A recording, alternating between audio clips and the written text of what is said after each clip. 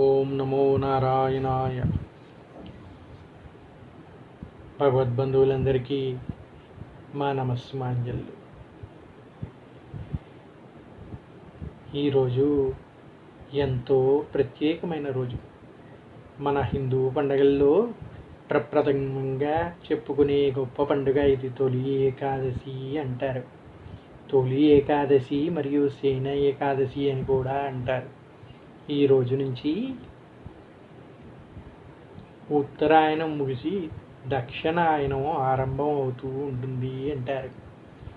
ముందుగా ఆ భగవంతుడు మహావిష్ణువుని ప్రార్థించి ఈ తొలి ఏకాదశి గురించి మనం ప్రవచించుకుందాం. శాంతాకారం భుజగశయనం పద్మనాభం సురేశం విశ్వాకారం గగన సదృశం మేఘవర్ణం శుభాంగం లక్ష్మీకాంతం కమలనయనం యోగి హృద్యానగమ్యం వందే విష్ణుం భోవయహరం సర్వలోకైకనాథం. శ్రీ మహావిష్ణువాయ నమః. శ్రీ లక్ష్మీనారాయణాయ నమః. మా స్పేస్లో మనం పండగలు, వాటి యొక్క విశిష్టతలు, ఆ రోజు పాటించాల్సిన నియమాల గురించి చెప్పుకుంటూ వస్తున్నాం కదా. అలాగే ఈరోజు మనం తొలి ఏకాదశి లేదా శయన ఏకాదశి అని చెప్పుకునే మహావిష్ణువు యొక్క పండగని మనం ఏ విధంగా జరుపుకుంటామో, ఆచారాలు ఏ విధంగా ఉన్నాయి, దీని పురాణ విశిష్టత ఏమిటి అనే విషయాల గురించి చెప్పుకుందాం. ఆషాఢ మాసంలో పౌర్ణమి ముందు వచ్చే ఏకాదశి రోజుని శ్రీ మహావిష్ణువు యోగ నిద్రలోకి వెళ్తాడు అంటారు. క్షీరసముద్రంలో శయనిస్తున్న మహావిష్ణువు ఈ రోజు నుంచి కార్తీక శుద్ధ ఏకాదశి వరకు కూడా శయనిస్తాడు అంటారు. అంటే విష్ణువు సర్వలోకాలకి సృష్టి స్థితి లయకారులు ఎంతో ముఖ్యం. అటువంటి స్థితికారుడు అయిన విష్ణువు ఈ 4 మాసాలు కూడా నిద్రిస్తూ ఉంటాడు అని చెప్తారు. అంటే విష్ణువు లేని ఈ ప్రపంచాన్ని ఊహించుకోలేము కదా. కనుక ఆయన నిద్రించే వేళ కూడా ఆయన్ని మనల్ని మంచిగా అనుగ్రహించి మనని రక్షిస్తూ ఉండాలి, ఎల్లప్పుడూ మనని చక్కగా చూడాలి అనే ఉద్దేశంతో ఈరోజు మొదలు ఈ 4 మాసాలు కూడా ఎంతో భక్తి శ్రద్ధలతో ఆయన్ని పూజిస్తూ ఉంటారు. అంతేనా, ఈరోజు మొదలు ఈ దక్షిణాయనం మొత్తం కూడా చెప్పుకోదగ్గ పవిత్రమైన పండుగలు ఎన్నో వస్తూ ఉంటాయి. అందులోనూ మనకి తెలిసిందే కదా, తొలి ఏకాదశి రోజు నుంచి కూడా ఈ వానాకాలంలో కొత్త నీరు వస్తుంది. వాటితో పాటు ఎన్నో క్రిములు, కీటకాలు ఇవన్నీ పెరిగి రోగపీడ పెరుగుతూ ఉంటుంది. వాటన్నిటి నుంచి ఉపశమనం కలిగించడానికి మన పెద్దలు ఉపవాస వ్రతాల్ని కూడా ఏర్పాటు చేశారు. లంకనం పరమ ఔషధం అని చెప్పారు కదా. ఎటువంటి వ్యాధికైనా కూడా లంకనం చేస్తే తగ్గుతుంది అనేవాళ్ళు. అదే విధానాన్ని ఈ తొలి ఏకాదశి రోజు మొదలుపెట్టి చక్కని ఆహార నియమాలు పాటిస్తూ ఈ రోగపీడలన్నిటికీ దూరంగా ఉంటూ మనసులో శ్రీ మహావిష్ణువుని ఏ విధంగా ధ్యానించాలి, ఏ విధంగా ఆయన అనుగ్రహం పొందాలి అనేదే ఈ తొలి ఏకాదశి యొక్క విశిష్టత.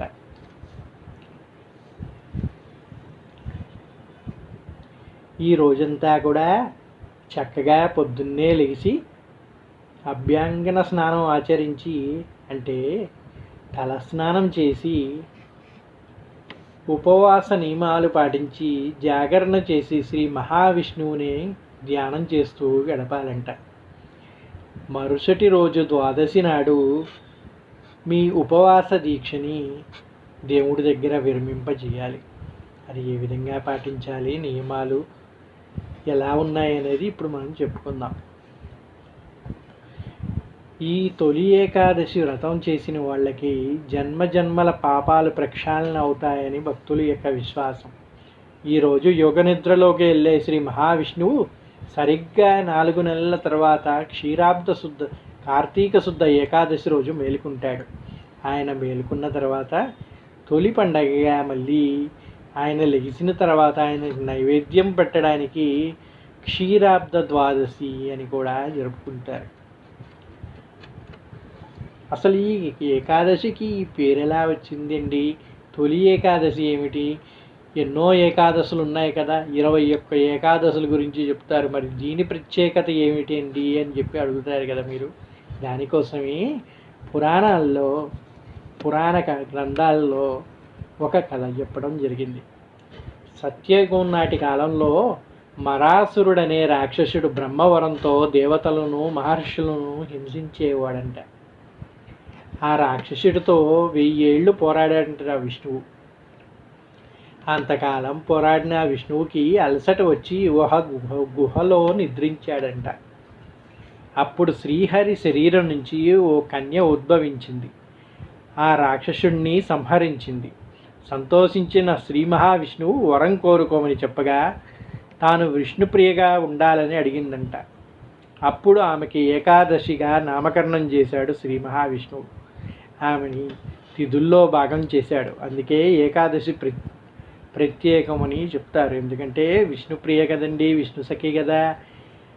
అంతటి గొప్ప దేవత గనకనే ఆమె కోరిన కోరిక మేరకు తిథుల్లో అగ్రభాగాన్ని అందించారంటారు.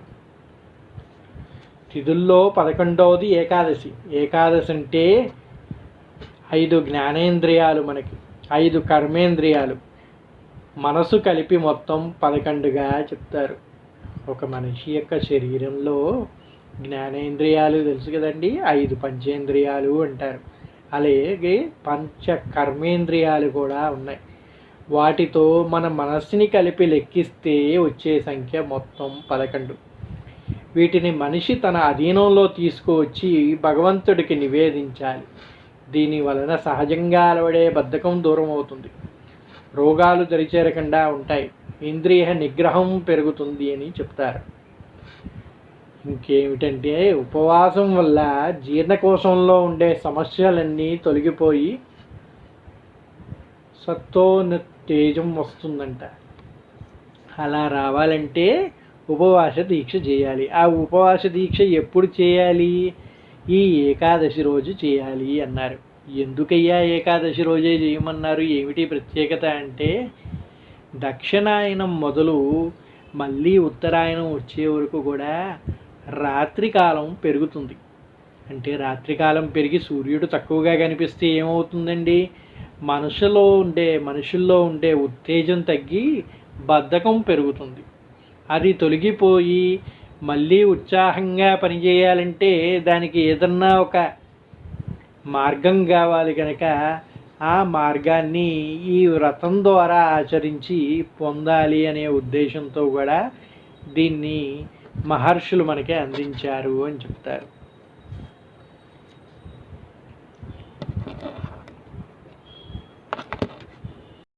తొలి ఏకాదశి రోజున ఉపవాస దీక్షే కాదండి, వ్రతంగా ఆచరిస్తూ ఉంటారని చెప్పారు కదా. మరి ఈరోజు పూజా విధానం ఏమిటి, ఏ విధంగా చేసుకోవాలి అని చెప్పేసి అందరికీ కూడా ఒక నియమాంశం ఉంటుంది కదా. దానికే ఇప్పుడు విధానాన్ని చెప్తున్నాను వినండి. తెల్లవారుజామునే సూర్యోదయానికి ముందే లేచి అభ్యంగన స్నానం ఆచరించాలి. చక్కని పొడి బట్టలు కట్టుకొని స్వామివారి మందిరాన్ని శుభ్రపరచుకొని మీ ఇంట్లో ఉన్న విష్ణుమూర్తి యొక్క పటాన్ని కానీ విగ్రహాన్ని కానీ శుద్ధి చేసుకొని పసుపు కుంకుమంతో గంధంతో చక్కగా అలంకరణ చేసుకొని తెల్లని పూలతో తులసి మాలతోటి అలంకరించుకోవాలి. ముందుగా తెలుసు కదండి, మహావిష్ణువుకి తులసి పత్రం అంటే ఎంతో ఇష్టం.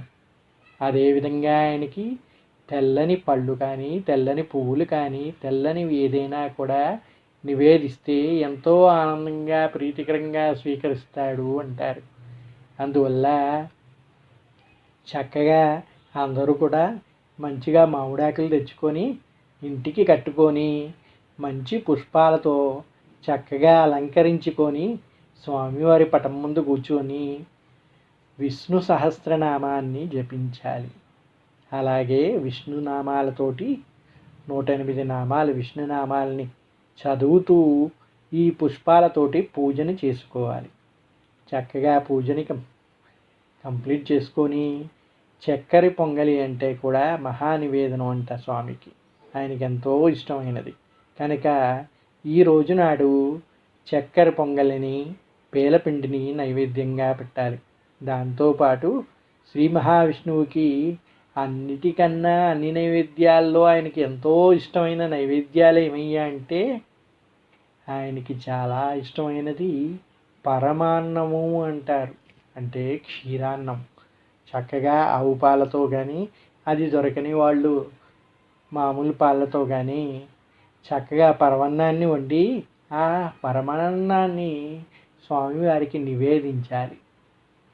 మరి ఈరోజు ఉపవాసం కదండి, ఉపవాస దీక్ష చేసినప్పుడు స్వామివారికి నివేదించిన ప్రసాదాన్ని స్వీకరించచ్చా అని ఎంతోమందికి నియమాంశం ఉంటుంది. ప్రసాదాన్ని దేవుడి ప్రసాదాన్ని ఎప్పుడూ కూడా కాదనకూడదండి. ఉపవాసం మీరు చేస్తున్నారు కానీ ఈరోజు కూడా అన్నంలో రాక్షసులు ఉంటారు అని చెప్పేసి బ్రహ్మ వరం ఇచ్చాడు కానీ పరమాన్నంలో కాదండి. చక్కెర పొంగలి పరమాన్నం వచ్చేసి దేవుడికి నివేదించాము కనుక నివేదించింది నివేదించే వరకు కూడా అది ఆహారం మాత్రమే. ఒకసారి స్వామివారికి సమర్పించిన తర్వాత అది ప్రసాదంగా మారుతుంది. ప్రసాదానికి ఎటువంటి పాపాలు కూడా చేరవండి, దాంట్లో ఎటువంటి దోషాలు ఉండవు. అది ప్రసాదం అనేది మహా ఔషధం. స్వామివారి అనుగ్రహంతో మనకి లభించినది కనుక దాన్ని ఔషధంగా తీసుకోవచ్చు తప్ప ఆహారంగా తీసుకోవద్దు. ఇది కూడా ఉపవాసంలో మీరు తీసుకునే ఔషధాలని మానేయమని ఎక్కడా చెప్పలేదు కదండి. మీకు ఏదో ఆరోగ్యంలో బాగాలేకో ఏదో రోజు ట్యాబ్లెట్లు వేసుకోవాల్సి ఉంటుంది. మేము ఉపవాసం చేస్తున్నామండి, ఈరోజు మేము ట్యాబ్లెట్లు వేసుకోకూడదా అంటే తప్పు. ఔషధం ఎప్పుడూ కూడా స్వీకరించాలి. ఔషధాన్ని ఎప్పుడూ కూడా స్వీకరించకుండా ఉండకూడదు. అదేవిధంగా స్వామివారికి నివేదించిన ప్రసాదం కూడా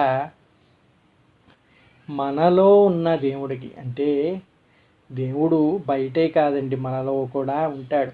ఆత్మో రామః అంటారు. అంటే దేవుడికి ఎప్పుడు కూడా నివేదన చేయకుండా ఉండకూడదు. నివేదన దేవుడి పటానికే కాదండి, మనలో ఉన్న ఆత్మారాముడికి కూడా నివేదన అందించాలి.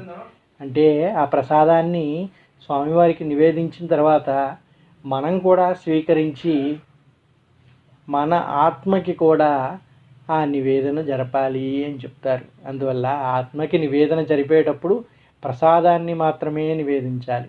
మామూలు పటానికి నివేదించేటప్పుడు నైవేద్యం పెడతారు. ఆ నైవేద్యం స్వామివారి ఆశీస్సులతో శుచీభూతమై ప్రసాదమైన దివ్య ఔషధంగా మారుతుంది. ఆ దివ్య ఔషధాన్ని మన ఆత్మకి నివేదించాలి అంటారు. అందుకని ప్రసాదంగా ఔషధంగా ప్రసాదాన్ని స్వీకరిస్తే ఉపవాసానికి ఎటువంటి దోషమూ ఉండదు. అంటే ఔషధంగా అంటే తగు మోతాదులో మాత్రమే అని గుర్తుంచుకోవాలి. ఔషధంగా తీసుకోమన్నారుగా స్వామివారికి గంగాళం నిండా నైవేద్యం పెట్టేసి అది మొత్తం నేను తీసేసుకోనా అంటే తప్పండి. ఔషధంగా అంటే దేవుడికి నివేదించిన ప్రసాదం ఎంత తీసుకుంటామో అంతే స్వీకరించాలి. కనుక ఈ విధంగా ఉపవాస దీక్షని చేసి ఈరోజు రాత్రంతా కూడా చక్కగా జాగరణ చేసి, జాగరణ అంటే కూర్చొని సినిమాలు చూడటమో పాటలు పాడటమో లేకపోతే పాటలు వినటమో ఈ కబుర్లు చెప్పుకొని కాలక్షేపం చేయటమో కాదండి. శ్రీ మహావిష్ణువుని ధ్యానిస్తూ ఆ ధ్యానంలో స్వామివారిని కొలుస్తూ చేసేదాన్ని జాగరణ అంటారు. శివరాత్రి రోజు ఏ విధంగా అయితే శివుడిని తలుచుకుంటూ చేస్తామో ఈ ఏకాదశి రోజున, తొలి ఏకాదశి రోజున మహావిష్ణువుని ధ్యానిస్తూ రాత్రంతా గడుపుతూ ఉంటాం. ఆయన భజన చేస్తూ కానీ ఆయన నామాన్ని జపిస్తూ కానీ ఆయన యొక్క పురాణాలని పఠిస్తూ కానీ వింటూ కానీ గడపచ్చు. కానీ అలాగని ఏ సినిమాలో ఏవో చూస్తూ గడపమని కాదు.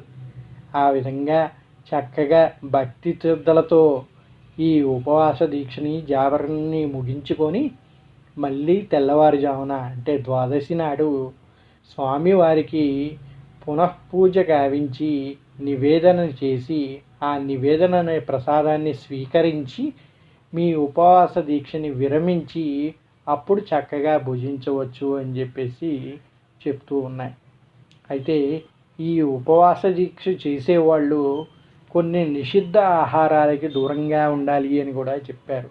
ఆ నిషిద్ధ ఆహారాలు ఏమిటయ్యా అంటే ఈరోజు మాంసాహారం అనేది ముట్టకూడదండి, మొదటిది. రెండో నియమం ఏమిటంటే గుమ్మడికాయని కూడా స్వీకరించకూడదు. ఈరోజు గుమ్మడికాయని కూడా తినకూడదు, చింతపండుని తినకూడదు, అలాగే మినుములతో చేసినటువంటి ఆహారాలని స్వీకరించకూడదు అంటారు. ఈ విధంగా నియమనిష్టలతో చక్కగా పూజలు గావించి స్వామివారి తీర్థప్రసాదాలని స్వీకరించి ఔషధ రూపంలో వాటిని గ్రహించి జాగరణను ముగించి స్వామివారి అనుగ్రహ పాత్రులు కాగలరని ప్రార్థిస్తూ శ్రీ మహావిష్ణువే నమః. స్వామివారి అనుగ్రహం అందరికీ, ఆయన కటాక్షాలు లభించి శ్రీ లక్ష్మీనారాయణ అనుగ్రహంతో సుఖంగా వర్తిల్లాలని ఆ స్వామివారిని మరొకసారి ప్రార్థిస్తూ స్వస్తి. చెప్పుకుంటూ పోతే హిందువులు మొదటి పండగగా తొలి ఏకాదశిని జరుపుకుంటారు. ఈ పర్వదినంతోనే మన పండగలు మొదలవుతాయి. ముఖ్యంగా తెలుగు రాష్ట్రాల్లో ఈ పండుగని బాగా జరుపుకుంటారు. ఈ పండుగ తర్వాతే వినాయక చవితి, దసరా, దీపావళి, సంక్రాంతి పండుగలు వస్తాయి. హైందవ సంస్కృతిలో తొలి ఏకాదశి విశిష్ట స్థానం ఉన్నది. దీన్ని శయన ఏకాదశిని, హరివాసరం అని, పేలాల పండగ అని కూడా పిలుస్తారు. ఆషాఢ మాసంలో వచ్చే శుక్ల ఏకాదశి రోజు ఈ తొలి ఏకాదశి జరుపుకుంటారు.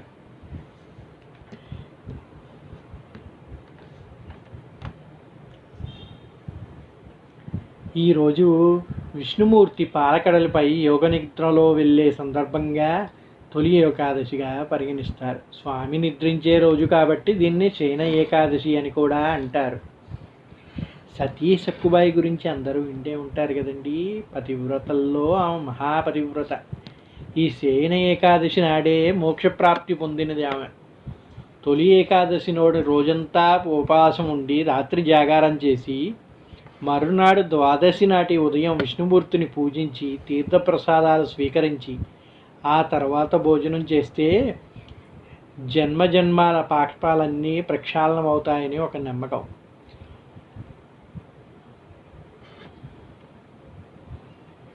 ఈ ఏకాదశిని పద్మ ఏకాదశి అని కూడా పిలుస్తారు.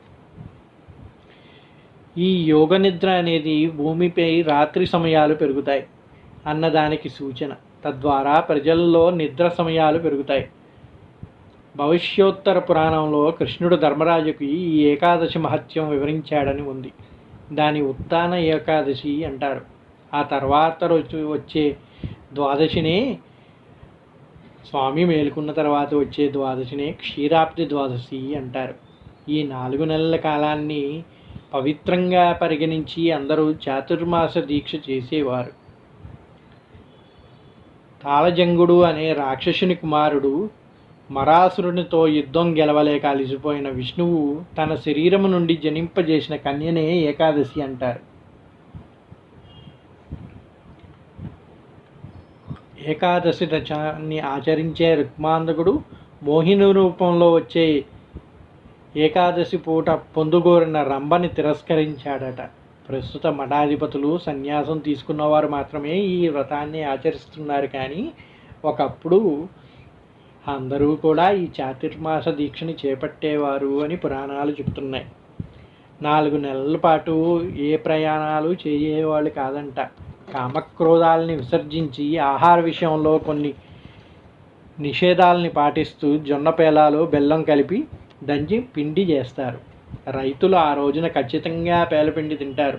అంతేకాదండి, ఈ రోజు యొక్క ప్రత్యేకత ఏంటంటే బద్ధకాన్ని వదిలి తప్పకుండా వారు ఈరోజు పనులు చేయాలి అంట. దాని ద్వారా మనలోని ఉత్తేజం పెరుగుతుంది అని చెప్పేసి కూడా చెప్పడం జరిగింది. ఏకాదశి అనేది ప్రజల్లో ఉండే చైతన్యానికి ప్రతీక. యోగనిద్ర అంటే భూమిపై రాత్రి సమయాలు పెరుగుతున్నాయని చెప్పడానికి సూచన. అంటే ప్రజల్లో నిద్ర సమరాలు పెరుగుతున్నాయన్నమాట.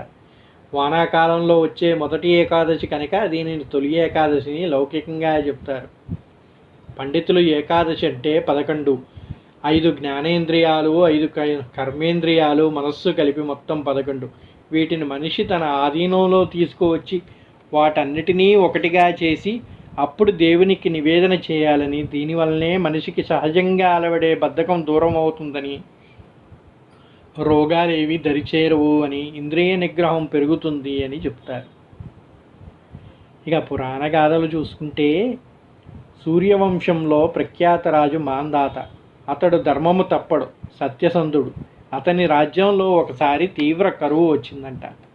దానితో ప్రజలు పడరాని పాటలు పడుతుంటే అంగీరసుడు సూచనపై ఈ శయన ఏకాదశి వ్రతాన్ని భక్తితో చేశాడు.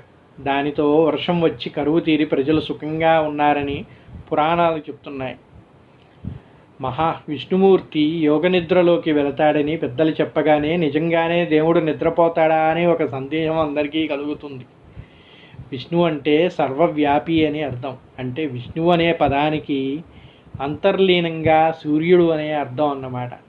ఇప్పటి వరకు ఉత్తర దిక్కున ప్రయాణించే సూర్యుడు ఈ రోజు నుంచి దక్షిణ దిక్కుకు వాళ్తాడు. అంటే ఈ రోజు మొదలు దక్షిణ దిక్కుకు ప్రయాణిస్తాడు.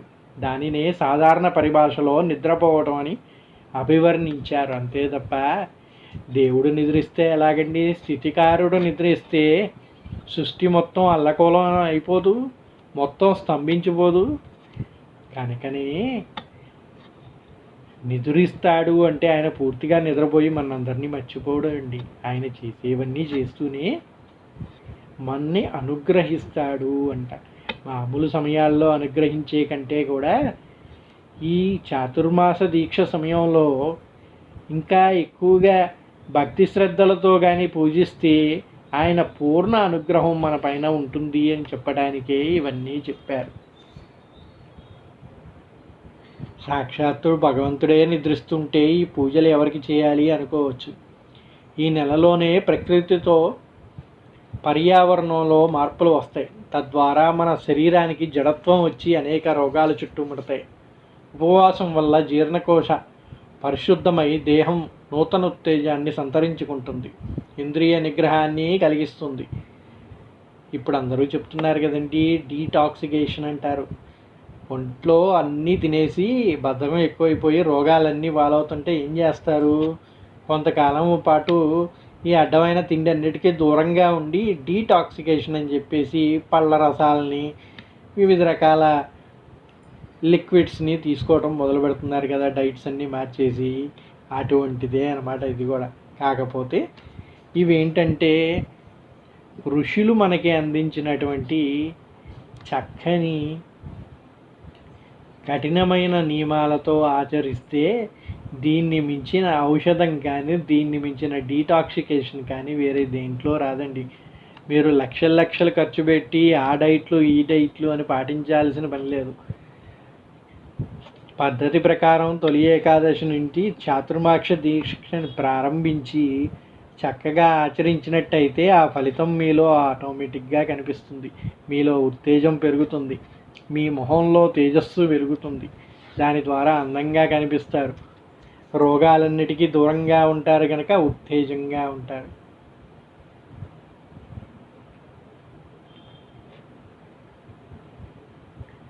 ఇంద్రియ నిగ్రహం కలుగుతుంది. అంటే మీరు ఏం చేయాలి, ఏం చేయకూడదు అనేది కూడా మొత్తం మీరే నిర్ణయించుకునే శక్తి మీకు వస్తుంది. క్లిష్ట పరిస్థితుల్లోనూ భయంకరమైన రోగాలు వచ్చినప్పుడు విపరీతమైన పరిస్థితుల్ని ఎదుర్కోవటం కోసం ఈ కఠిన ఉపవాసాలు ఆచరణ ఏర్పడ్డాయి. ఇందువలన కామక్రోధాలని విసర్జించగలుగుతారు. ఆహార విషయంలో కొన్ని నిషేధాలు పాటిస్తారు. అలా ఏకాదశి నాడు ఉపవాస నియమం లోకంలో స్థిరపడింది. ఈ పండుగకు పేలపిండిని తినే ఆచారం ఉన్నది. పేలాలలో బెల్లాన్ని, యాలకుల్ని చేర్చి దంచి ఈ పిండిని తయారు చేస్తారు. ఈ దినుసు ప్రతి దేవాలయంలోనూ పేలపిండి ప్రసాదంగా కూడా ఇస్తారు. ఆరోగ్యపరంగా కూడా ఈ పిండి చాలా మంచిది. బాహ్య ఉష్ణోగ్రతలకు అనుగుణంగా దేహాలని మార్పులు చెందుతుంది. గ్రీష్మ ఋతువు ముగిసి వర్ష ఋతువు ప్రారంభమయ్యే సమయం కావున శరీరానికి ఈ పిండి వేడిని కలగజేయటమే గాక వ్యాధి నిరోధక శక్తిని పెంపొందిస్తుంది. అందువల్లే ఈరోజు తప్పకుండా కూడా అందరూ పేలపిండిని చేసి నివేదనగా విష్ణువుకి అందించి దాన్ని స్వీకరించాలి అని చెప్పి ఒక నియమాన్ని పెట్టారు. పెద్దలు ఏ నియమం పెట్టినా అదన్నీ మన మంచికేనండి. వాళ్ళు ఏదో దాన్ని దేవుడు తింటాడనో ఇంకోటనో కాదు. దేవుడికి ఏది నివేదన చేసినా కూడా దాన్ని మనమే స్వీకరిస్తాం. అంటే దానికి అంతరార్థం వేరే ఉంటుంది. మన ఆరోగ్యం కోసం ఈ నియమాలన్నింటినీ పెట్టారండి. మీరు ఏ నివేదన పెట్టినా కూడా దేవుడు వచ్చి తినడండి. దేవుడు తినడం అంటే దాన్ని చేత్తో తీసుకొని నోటితో తినడు, స్పృశిస్తాడు అంటారు. అంటే పైనుంచి చూస్తాడు, ఆయన కంటితోటే ఆశీర్వచనం చేయటం అన్నమాట. ఆషాఢ శుద్ధ ఏకాదశిని తప్పకుండా కూడా అందరూ ఉపవాస దీక్షని చక్కగా పూజ చేసి పొద్దున్నే తలస్నానం ఆచరించి స్వామికి భక్తి నియమాలతో శ్రీ విష్ణు సహస్రనామాన్ని జపించి స్వామివారి ఉపవాస దీక్షని ఉపక్రమించి సాయంత్రం అయ్యేసరికి సంధ్యవేళన చక్కగా పేలపిండిని చేసి దానిని స్వామికి నివేదించి తెల్లవారుజామున ఉపవాస దీక్ష విరమించగానే ఆ పేలపిండిని తీసుకున్నట్టయితే మీకు ఒంటిని ఈ వర్షాకాలానికి ఈ రోగాలకి అతీతంగా తయారు చేసి ఆరోగ్యకర జీవనాన్ని మీకు అందిస్తుంది అని చెప్తారండి.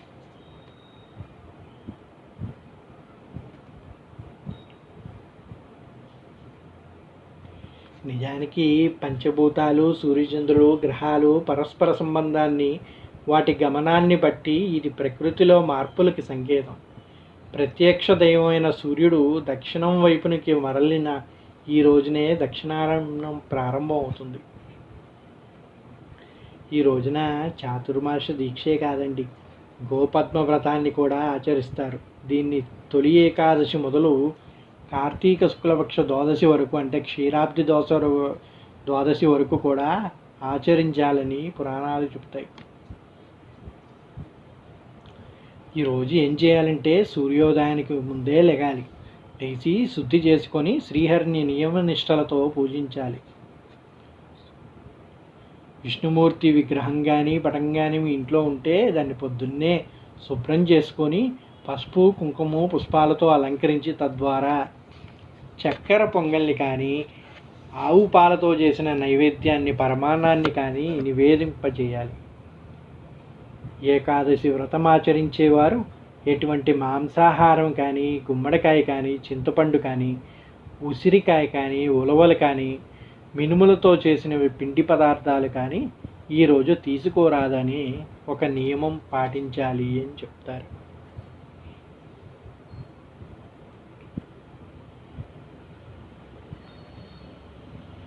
మానవ జాతిని ఉద్ధరించడానికి సాక్షాత్తు శ్రీహరే ఈ ఏకాదశిని ఏర్పాటు చేశాడని, ఈ వ్రతాన్ని నియమనిష్టలతో ఆచరించేవారు అన్ని సమస్యల నుంచి విముక్తి పొందటమే కాదు, మరణాంతరం వైకుంఠానికి చేరుకుంటారని పద్మపురాణంలో చెప్తుంది. ఇది ముఖ్యంగా రైతుల పండగండి. ఏరువాకని ఎలాగైతే ఆచరిస్తారో ఈ వర్షాకాలంలో అతివృష్టి, అనావృష్టి లాంటి ప్రకృతి వైపరీత్యాలు చోటు చేసుకోకూడదని, పైరుకి ఎలాంటి తెగుళ్ళు సోకకూడదని, ఏ ఆటంకాలు ఎదురు కాకూడదని వేడుకుంటారనమాట మీ శ్రీ మహావిష్ణువుని.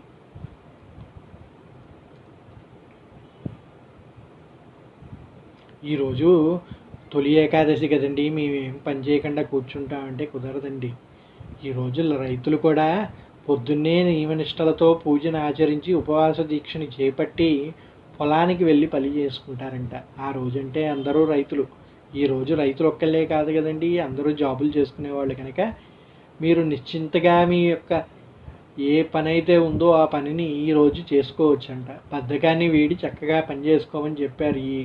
ఈ ఏకాదశి వ్రతానికి అర్థమే అది, బద్ధకాన్ని వీడి పని చేసుకోమని చెప్తున్నారు. ఎందుకంటే రాత్రులు ఎక్కువ కాలం ఉంది కనుక ఎక్కువసేపు నిద్రపోదాం అనిపిస్తుంది. చలిలో ఈ వర్షంలో లేవబుద్ధి కాదు, ఎప్పుడు కూడా ముసురు పట్టి ఉంటుంది కనుక దుప్పటి కప్పుకొని పడుకోవాలనిపిస్తూ ఉంటుంది. దాని నుంచి దూరంగా జరిగి ఇంద్రియ నిగ్రహంతో పనిపైన మనుషులను లంఘించాలి అంటే బద్ధకాన్ని వీడాలి. అలా చేయాలంటే ఈ తొలి ఏకాదశి వ్రతాన్ని ఆచరించి చాతుర్మాస దీక్షని చేపడితే ఈ 4 నెలలు కూడా ఉత్తేజంగా ఉంటారు అని చెప్పేసి ఈ విధమైన పద్ధతుల్ని శ్రీహరే స్వయంగా చెప్పాడు అని చెప్తుంది పద్మపురాణం.